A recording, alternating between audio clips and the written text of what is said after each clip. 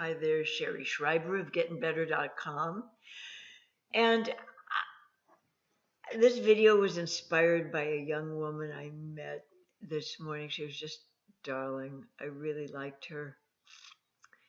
And um, she spoke to me of feeling like it was not such a great thing for her to be as feeling an individual or emotionally constellated as she is. And I said, no, no, no, no, dear, that's a good thing that you're a feeling person, that you feel strongly. And, but I wanted to speak to that today because a lot of people don't really understand that. Um, Humans are like chickens, as you've heard me say before. We have light feelings and dark feelings. We have light aspects to our personality and, excuse me, and dark aspects to our personality. And and the trick in life, of course, is balancing those, the dark with the light. But in the realm of feelings, we want to rejoice in the fact that we can feel, that we are feeling sentient, sensitive, and alive human beings. Because to be a non-feeling individual is basically to go through life like a robot. And if you are disconnected and dissociated from your own emotions, there's no way you can relate to somebody else's. So what that means is you have no capacity for empathy. Now, in the realm of feelings, what I've learned over the years is that if you shut down and kill off certain feeling states, let's say you have a lot of judgment about your anger or your rage because that wasn't allowed in your household when you were little, even though you might have noticed one of your parents was rageful and angry and abusive a lot of the time. But God forbid you should let your anger out. Falls under the banner of do as I say, do not as I do, I guess. Um, but if you have judgment on some of your emotions, say anger, rage, jealousy, envy, these are all just human emotions. We come into this lifetime with a full repertoire of different emotions, and every single emotion has numerous levels and layers to it. So let's say, for instance, anger. If you take the emotion of anger at the far end of the anger scale, perhaps is murderous rage. And the beginning of the anger scale is annoyance, irritation, being a little pissed off about something. But every single emotion we have has numerous layers and levels and dimensions to it, and none of them are wrong or bad. They're all part of being human.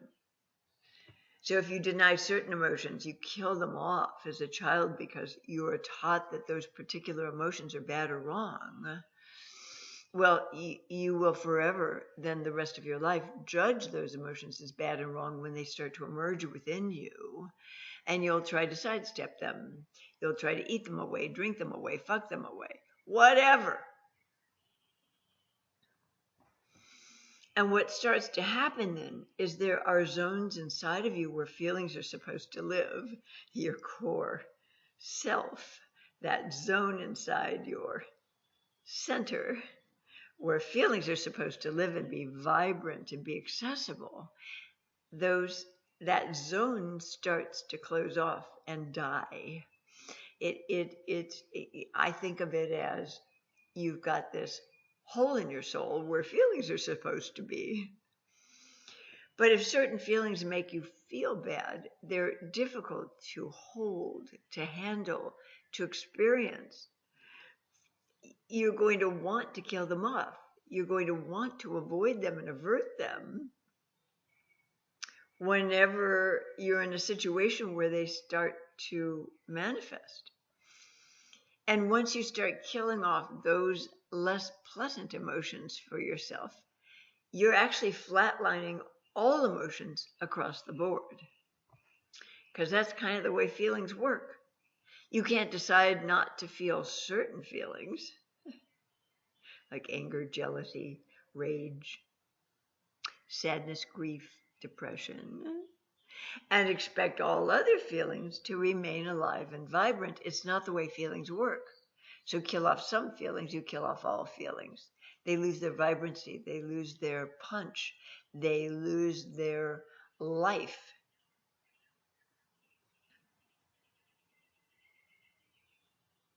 So the bottom line is, if you're not willing to feel angry or sad or depressed, you're not able to feel joy and bliss and magnificent feelings that are available to you in your emotional repertoire, because you've killed off and controlled certain feelings and made yourself not feel them. And that's what promotes deadness and emptiness in the soul of a person. So when I said to this delightful young woman, she's so darling, when I said to her, "Oh, honey, that's a good thing that you're a feeling individual," what I meant by that is, even though it will be painful for you at times to experience some of your emotions, it sure as hell beats not being able to experience any of them, which comes from killing them off from an early age onward. And then we go through life feeling flat, dead. We go through life in sort of a robotic way, thinking our way through life, as opposed to feeling our way along, being able to trust our instincts and intuitions, our extrasensory powers to guide us, to protect us, to keep us safe, to help us discern who we can give our heart to for safekeeping and who we cannot, who we can trust and who we cannot. These are the function of our extrasensory feelings, which also get killed off when we've suppressed certain emotions that we think we're not supposed to be feeling, or that we have great judgment on, or that our parents admonished and punished us for having, because they were essentially robots.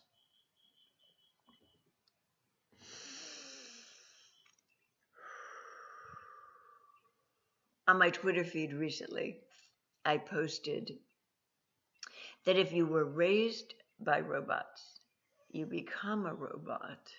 If you're raised in a household where your parents were essentially non-feeling individuals, they had divorced themselves from emotion.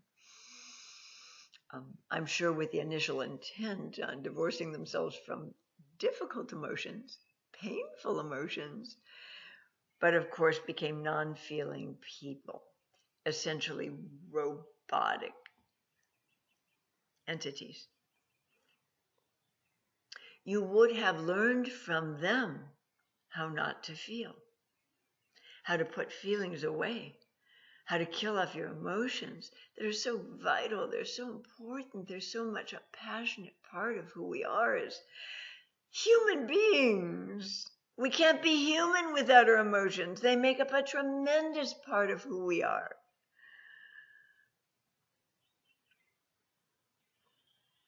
Your mind is a very, very, very small part of who you are. Very small part.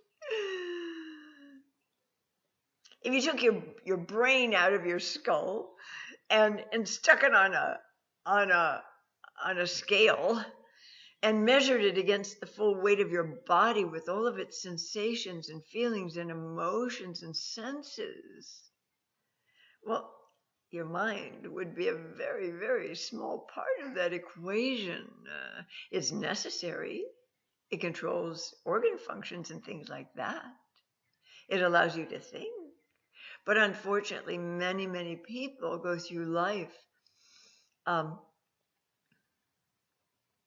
like they're a brain that's sitting in a plexiglass case that's hooked up to some sort of life support unit. I've worked with clients in the past that were completely dissociated from their emotions, completely disconnected from any feeling states whatsoever. And the door I intuited that I had to enter into with them to help them become feeling individuals and start to heal was to try and connect them with physical sensations in their body. That was the only inroad, or so I intuited. And as it turns out, that was well, that was an effective strategy. And I just was so grateful my intuition had alerted me to this potential. And those people experienced a lot of pain in their body in the initial phases of our feeling work together. A lot of pain. I mean, having to take, over-the-counter anti-inflammatory drugs and things like that because they'd been so dead for so long, there was no real circulation running through them. They were so divorced from even bodily needs. They didn't rest or sleep when they were tired. They'd push past it. They didn't eat when they were hungry. They'd work through it. If their body felt tired, they'd force themselves to get up out of bed and go, or off the couch and go to the gym and work out. If they were depressed, they'd admonish themselves to snap out of it. They wouldn't even register that depression. And so a lot of those people acquired anxiety disorder, obsessive compulsive disorder, because when you disconnect from your senses and emotions, you're not really in your body. You're sort of on automatic pilot. And I speak to this in my article on anxiety disorder at gettingbetter.com. By the way, don't punch in getting better to your internet browser because it's going to take you nowhere. You can punch in Sherry Schreiber and a whole litany of my articles and website materials will come up in your search. But if you want to go to the website directly, just punch in gettingbetter.com or net or org, because I pay for all three domains. And I've been doing that for years. Getting better. No G on the end of getting. And it'll take you where you need to go so you can learn something about life and love and you. And that's really been my entire focus in this lifetime, is just to educate you and share with you what I know. What I know beyond a shadow of a doubt is true. And if I ever know that something else, something different is true beyond a shadow of a doubt, I'll be writing and talking about that instead.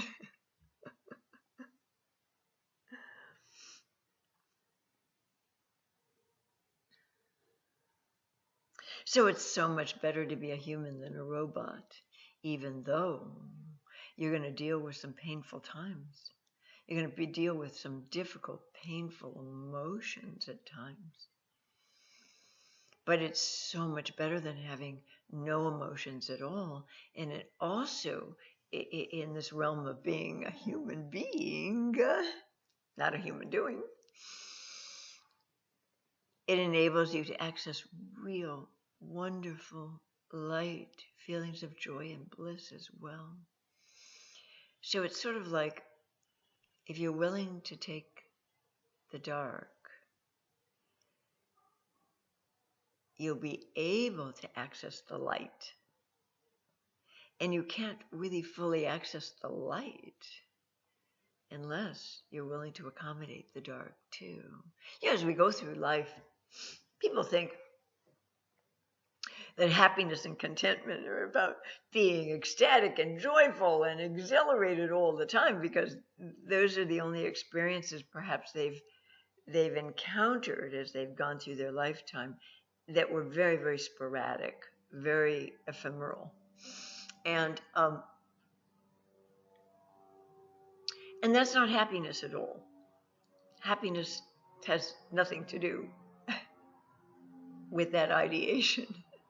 Happiness it is something that gives you a sense of grounding, centeredness, completeness, wholeness, contentment, um, inner peace most of the time. And I'm talking about a good, solid 85, 90% of the time. You feel a sense of contentment, inner peace.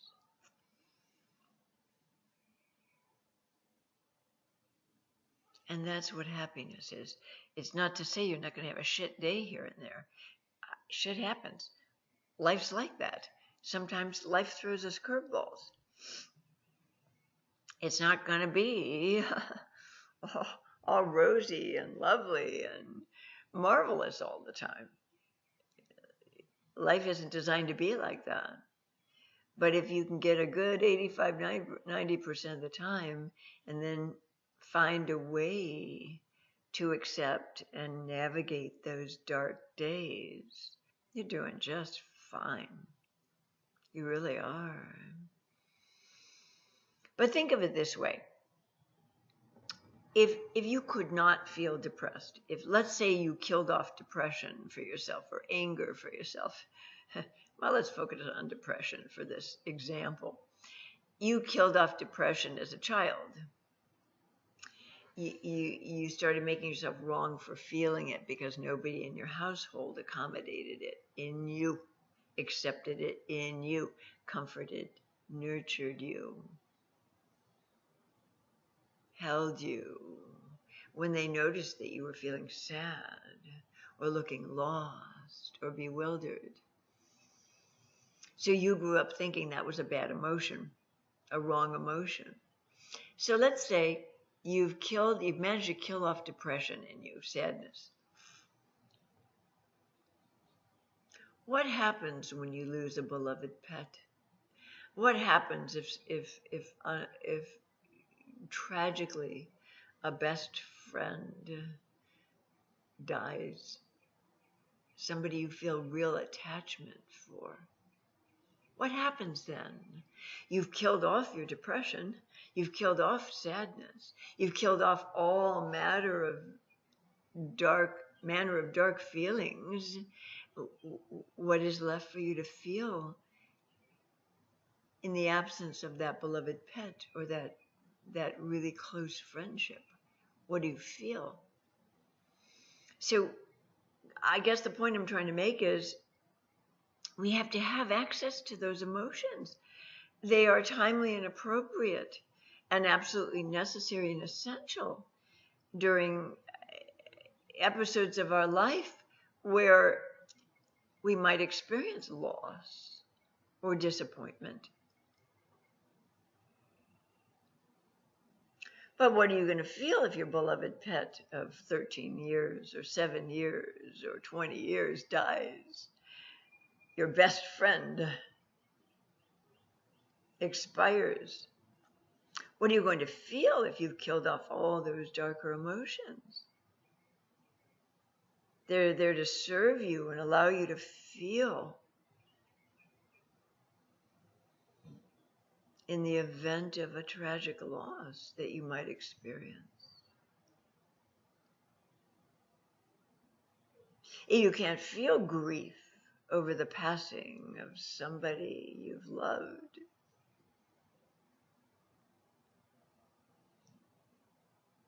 Did you ever really love them? Did they matter to you? Did they have importance in your life? Was that a nourishing connection to you? If you can't feel any pain or you won't let yourself feel pain in the aftermath of that loss. And by the way, in my experience, most humans can allow themselves to attach much more fully to an animal than another human being. Why does this happen, do you think? Well, in my view, it happens because an animal returns our love. They're emotionally more trustworthy. We can count on them to be happy to see us when we get home from work or back from the supermarket. My dog practically has spasms. I've had her 5 months now. She practically goes into spasm when I come back. I can be gone for 15 minutes. When I walk in the door, she's ecstatic to see me.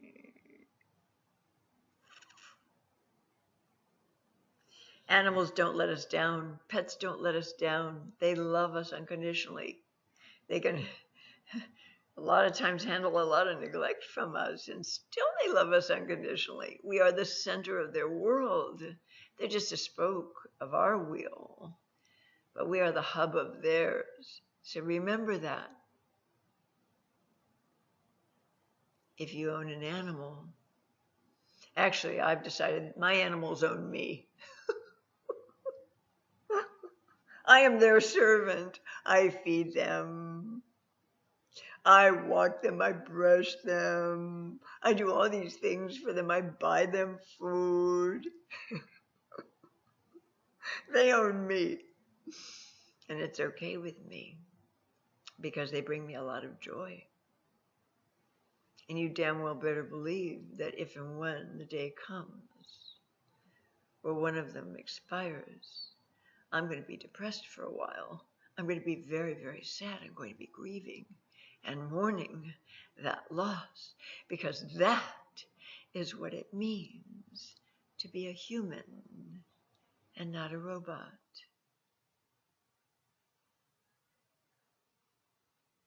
I'm hoping that this video broadens your thinking a little bit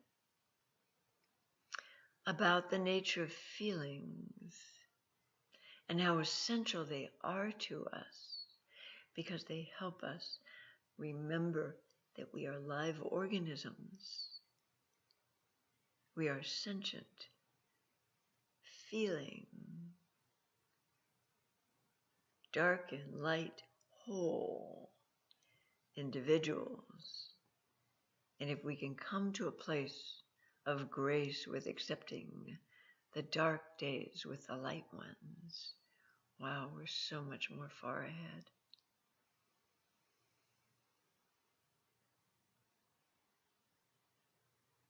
God bless you, and bye for now.